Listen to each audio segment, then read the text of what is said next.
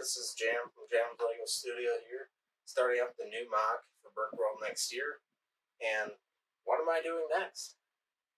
Well, you guessed it, another spaceship. So we're just going to start out with the sketch that I made over here. So this is a sketch of an alien ship. I'm not doing a big black ship again this time. I'm going something a little bit out of this world. So over here, I kind of designed a shape for the command bridge and the tunnel across.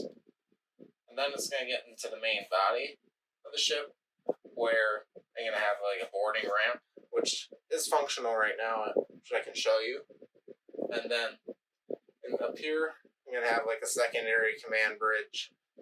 And of course, in the back, some big engines are going to be coming.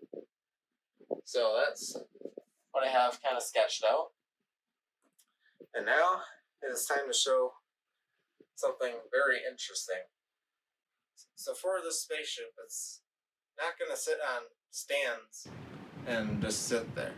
It's going to look like it's actually flying around in space. So I came up with a concept where I have a base that's designed like a tank, like having its tank treads, that hiding that in the bottom and elevating the ship with the Technic structure. I'm going to be able to drive it around, and during World of Lights, when the convention hall lights are shut off, I'm going to have like no lights in here, so the stand will disappear and the ship up here will be illuminated to where it's just the ship flying around. So I'm going to actually demonstrate this for you guys real quick. So this is powered off of 8 XL motors, 4 IR receivers, as well as 4 battery packs. And each battery pack powers 2 XL motors. So once they turn all these on, in the middle there, and I grab my fancy remote control and just glance over at my controls. So as you see, forward, I press up and to the right, and backward, down and to the left. And I have right turn eye down and to the right, and left turn is up and to the left. So, as I demonstrate here, this will actually drive. As it's turning right now. And then now, as I am forgetting my controls, it goes forward and it goes backward. And the base that you saw this driving on is only a section of another layout I'll describe at a different time. So now I'm going to talk a little bit more about the structure of the stand and the base. So starting off with the base, notice that I have 8 of these tread pieces on the bottom. That's what helps drive this thing around. And each of these treads on the inside, I have 3 big wheels. So given all the contact points on here, there is exactly 12 major contact points. So if I went with wheels, it would be much more difficult because all the weight sits on 4 points. And with this, I'm distributing the weight evenly across and more gradually. So that helps this actually drive around with weight on it. And then you can see in here up on top the gear ratio I'm using for powering it by the XL motor. And then if you notice the position of each of these 4 tread sets and how I have the Technic structured on top, to where that the diagonal like truss-like structure, it all distributes the weight on top of the treads directly, distributing the weight on all sides nicely. And then for the structure, squares and triangles are your best friend.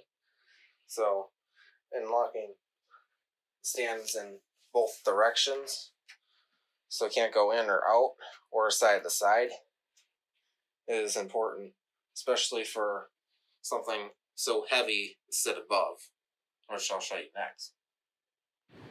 So now I'm wondering what ship is sitting on top of there. Oh, it's this guy right here.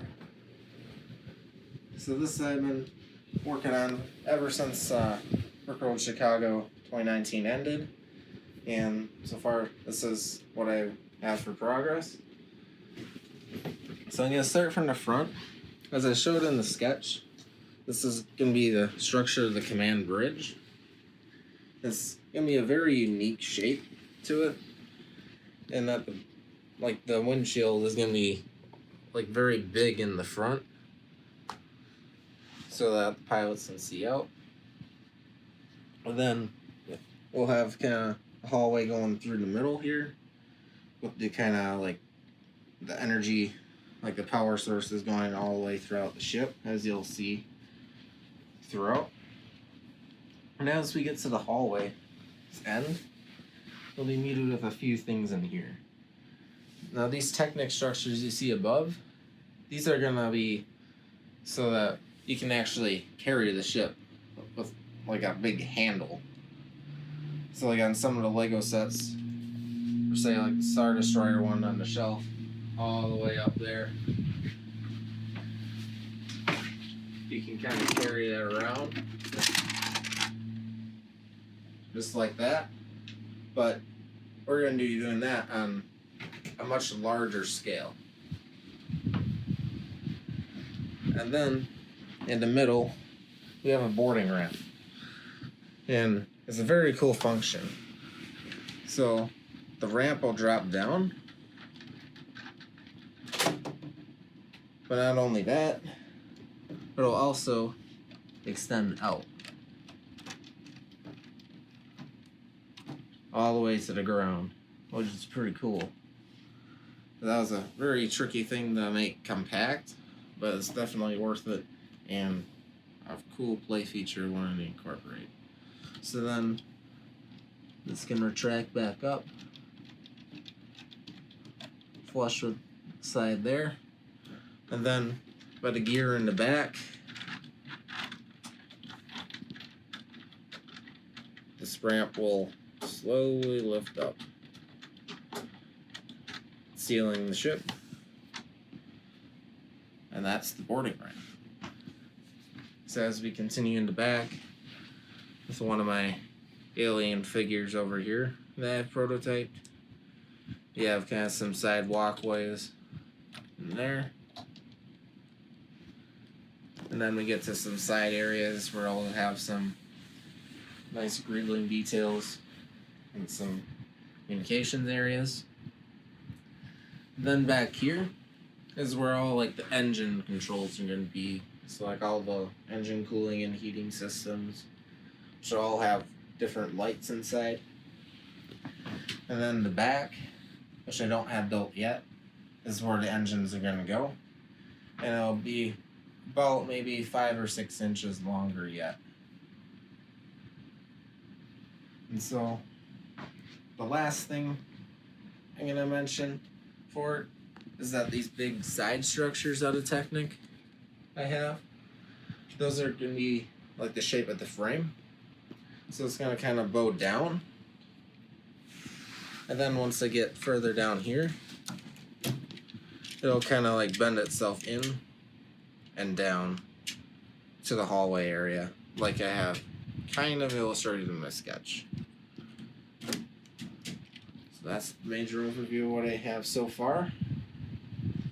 Thanks for watching, and come back for the next building episode.